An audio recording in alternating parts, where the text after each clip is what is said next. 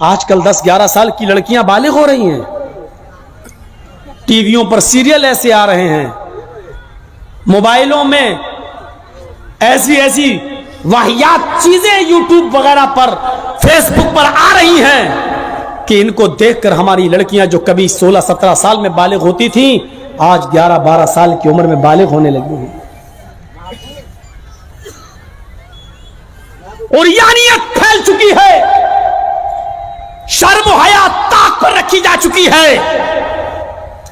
ورنہ تصور کیجئے ایک کپڑا جو جسم سے چپکا ہو، آپ کے پیروں سے چپکا ہوا ہو، اور وہ کپڑا آپ کے گھٹنے اور ران سے ہوتے ہوئے آپ کی کمر تک آئے، جس کو آپ لیگی کہیں، اور اس کے اوپر ایک کرتی پہن لی جائے اور اس طریقے سے مارکیٹ میں بازار میں شاپنگ کی جائے، ایسی عورت کو آپ کی نظر میں فیشن پرست کہا جا سکتا ہے، لیکن محمد الرسول اللہ کی نظر میں یہ لڑکی، یہ عورت ننگی ہے، ننگی ہے، ننگی ہے۔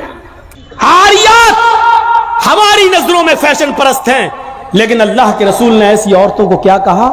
ننگی۔ میں نے نہیں کہا ہے، پوچھو ان علماء سے عاریات کا مطلب کیا ہوتا ہے۔ کاسیات کپڑے پہنیں گی، عاریات لیکن ننگی ہوں گی۔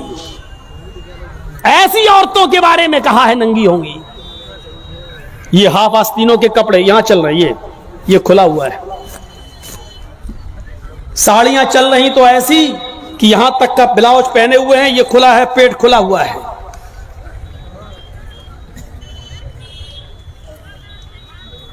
اور جو چند برقعے اب چل بھی رہے ہیں بہار بنگال میں، پہلے تو چلتے نہیں تھے، تو اب برقعوں میں بھی ڈیزائن چلنے لگی ہے، کڑے ہوئے برقعے، ڈیزائن دار برقعے۔ اب ایک بات بتائیے، برقعے کو آپ ایک تو ڈیزائن دار بنا رہے ہیں، اور دوسرا جب عورت یا لڑکی جب برقع اوڑھتی ہے تو سینے پر پھول بنا دیے آپ۔ یہ بتائیے یہاں پھول بنانے کی کیا ضرورت تھی؟ جب وہ پہنتی ہے تو پھول سینے پر، اور وہ لڑکی نے یہ برقع خریدا کیوں؟ اس کا مطلب کیا ہے کہ وہ بھی اس لیے خرید رہی ہے تاکہ میرے پھولوں پر نظر۔ یہ سننا پڑے گا، تمہیں نہیں، تمہارے باپ کو بھی سننا پڑے گا۔ جب تک میں اس کرسی پر ہوں، یہ اتھارٹی، یہ پاور مجھے اسلام نے دیا ہے، سننا پڑے گا۔ کیوں خریدا ہے اس نے یہ برقع؟ یو پی سائڈ میں آ جاؤ، لکھنؤ کے برقعے دیکھ لو، بمبئی کے دیکھ لو، حیدرآبادی برقعے دیکھ لو، قسم خدا کی اب برقعے نہیں رہ گئے۔ اب 60 سال کی بڈھی بھی اوڑھ لے تو ایسا لگتا ہے جیسے وہ 18 سال کی لڑکی جا رہی ہے۔ یہ برقعے ایک بار سچا واقعہ ہے، 60 65 70 سال کی بڑھیا ایسا ہی برقع اوڑھ کے چہرہ چھپا کے جا رہی تھی دھیرے دھیرے، بھائی بڈھی تھی وہ دھیرے دھیرے چل رہی تھی، تو ایک لڑکا اس کا پیچھا کرنے لگا، 20-22 سال کا لڑکا اس بڈھی کا پیچھا کرنے لگا، کیونکہ جو سوچنے لگا برقع اتنا خوبصورت ہے تو برقعے کے اندر کتنا خوبصورت مال ہوگا، برقعے والی کیسی ہوگی، اس کا پیچھا کرنے لگا۔ بڑھیا دھیرے دھیرے چل رہی، لڑکا سمجھ رہا مجھے لفٹ دے رہی، میری وجہ سے دھیرے دھیرے چل رہی، جبکہ وہ اپنی کمزوری کی وجہ سے دھیرے دھیرے چل رہی۔ بڑھیا سمجھ گئی یہ لڑکا میرا پیچھا کر رہا ہے، تو تھوڑی دور چلنے کے بعد اس نے اپنا نقاب کھولا اور اپنی تتلاتی زبان میں بولی، بیٹا۔ لڑکے کا تو موڈ خراب ہو گیا، کم بخت میرا تو معاملہ ہی گڑبڑ ہو گیا۔ بیٹا تو میرا پیچھا کیوں کر رہا ہے؟ میں تو تیری اماں کی عمر کی ہوں۔ لڑکے کو بھی غصہ آ گیا، کہتی بات میں اپنے لیے نہیں اپنے ابا کے لیے ڈھونڈ رہا ہوں۔ اب 60 65 70 سال کی بوڑھیوں کو ایسے خوبصورت برقعے پہننے کی کیا ضرورت؟ برقعوں کا مقصد جو کبھی تھا پردہ، لیکن آج ان کا مقصد بھی وہ نہیں رہ گیا۔ اللہ کے نبی کے زمانے میں ایک صحابیہ اللہ کے نبی کے پاس آتی ہیں، مسند احمد کی صحیح روایت، جن کی چادر کپڑے سے نیچے، ٹخنے سے نیچے، چپل سے نیچے زمین کی مٹی اڑاتی ہوئی آتی اور کہتی اللہ کے رسول میں اس چادر کو اوڑھ کر نماز پڑھنے جاتی ہوں، آپ نے کہا चादर इतनी नीची होनी चाहिए। उसने कहा अल्लाह के नबी कभी कभी जमीन पर पेशाब व पायखाना पड़ा होता है, गंदगी पड़ी होती है, तो क्या मैं थोड़ी सी ऊपर करके पायखाना गंदगी को क्रॉस करके आगे निकल जाऊं? आपने कहा नहीं, दाएं से निकल जा, बाएं से निकल जा। कहने लगी दाएं भी मर्द बैठे होते हैं, बाएं भी मर्द बैठे होते हैं, मुझे उसी गंदगी के ऊपर से निकलना है। अल्लाह के रसूल इजाजत दे दीजिए, मैं थोड़ा सा ऊपर कर लूं और निकल जाऊं, उसके बाद नीचे कर लूंगा। जब गंदगी को क्रॉस कर लूंगी तो चादर में नीचे कर लूंगी। अल्लाह के नबी कहते हैं अगर मर्द दाएं बैठे हैं, बाएं बैठे हैं, तो तू उसी गंदगी के ऊपर से निकल जा। कहने लगी अल्लाह के रसूल वो गंदगी मेरी चादर में लग जाएगी, आप मुझे ऊपर उठाने की इजाजत नहीं दे रहे हैं, टखने से ऊपर, चप्पल से ऊपर चादर उठाने की इजाजत क्यों नहीं दे देते हैं? आपने कहा नहीं, चादर उठाने की इजाजत, चप्पल से भी ऊपर चादर उठाने की इजाजत नहीं दूंगा। कहा अल्लाह के रसूल फिर उस चादर में पेशाब और पायखाना लग जाएगा। आपने कहा लग जाने दे। कहने लगी है अल्लाह के रसूल उसी चादर को तोड़ कर मैं नमाज पढ़ती हूँ मस्जिद में। जब ऊपर औरतों का अलग इंतजाम होता है या पर्दे में औरतों का इंतजाम होता है, तो मैं इसी चादर को ओढ़े ओढ़े नमाज पढ़ती हूँ। आपने कहा उसी चादर को ओढ़ कर नमाज पढ़ ले। कहने लगी उसमें पेशाब और पायखाना लग जाएगा, क्या उसी और चादर को ओढ़ कर नमाज पढ़ लूं?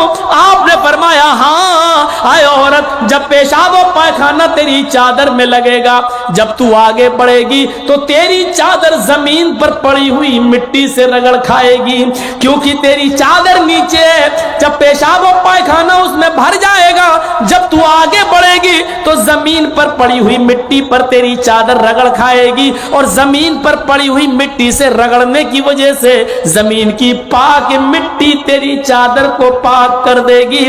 लेकिन तुझे चादर उठाने की इजाजत नहीं, उसी चादर में तू नमाज पढ़ ले। गंदगी लगती है तो लग जाने दे, आगे बढ़ेगी तो जमीन पर पड़ी हुई पाक मिट्टी तेरी चादर को पाक कर देगी। मेरे भाइयों, पेशाब और पायखाना देखकर भी अल्लाह के रसूल ने औरत को चादर उठाने की इजाजत नहीं दी। मेरी बहनों, तुम्हारे दिल कैसे गवारा कर लेते हैं। जलसों में भी चूड़ियां खरीदने के लिए, बैलून्स खरीदने के लिए, जलेबियां खरीदने के लिए तुम किस तरीके से लेडीज पिंडाल से निकलकर तुम बाजारों में घूम लेती हो। शर्म आनी चाहिए। तुम्हारे कलेजे और तुम्हारे दिल कैसे गवारा कर लेते हैं कि लड़के और लड़कियां एक जगह शॉपिंग करें, दुकानदारी करें, खरीदारी करें। ये तुम्हारे कलेजे, तुम्हारे ज़मीर कैसे गवारा कर लेते हैं। जबकि अल्लाह के नबी फरमाते हैं ला यखलुअन्न रजुलुन बिमरातिन इल्ला कान सालिसुहुम शैतान। कोई मर्द किसी औरत से तन्हाई में न मिले, कोई मर्द किसी औरत से अकेले में न मिले कि उसमें तीसरा शैतान होता है, उसमें तीसरा बहकाने वाला शैतान होता है। मेरे भाइयों, इस्लाम का कानून यही है, इस्लाम का निजाम यही है।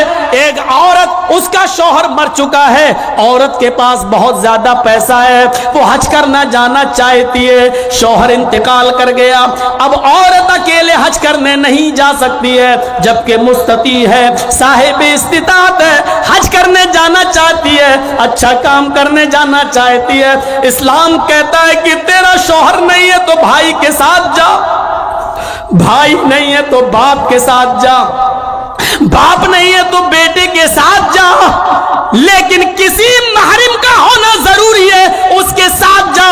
चीख कर औरत कहती है कोई नहीं है, मेरे पास दौलत है। अल्लाह के नबी कहते हैं फिर दौलत संभाल कर अपने पास रख। अगर तेरा भाई नहीं है, बेटा नहीं है, शौहर नहीं है, बाप नहीं है, कोई महरिम नहीं है, तो तू अकेले हज करने नहीं जा सकती है। नहीं, अय अल्लाह के नबी, मेरा पड़ोस में बड़ा अच्छा नेक हाजी नमाजी नेक आदमी रहता है, मैं इसको भाई बना लेती हूँ, चली जाऊं। फरमाया नहीं नहीं, मुंह भोले भाई को भाई बनाकर उसके साथ तुम हज करने नहीं जा सकती हो, इसलिए कि अपने मुंह से किसी को भाई बोलने से वो तुम्हारा सगा भाई नहीं हो जाएगा, अपने मुंह से किसी को बेटा बोल देने से वो बेटा नहीं हो जाएगा।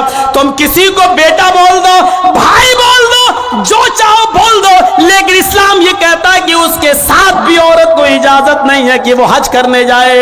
अगर कोई नहीं है तो मत जाओ, लेकिन इस्लाम इस बात की इजाजत नहीं देता है कि तुम अकेले जाओ या किसी को बहन, किसी को भाई या बेटा बनाकर जाओ, इस बात की इजाजत नहीं देता। इस्लाम एक इबादत में, हज जैसी इबादत में भी औरत को किसी गैर मर्द को मुंह बोले भाई और मुंह बोले बेटे के साथ भी जाने की इजाजत नहीं देता।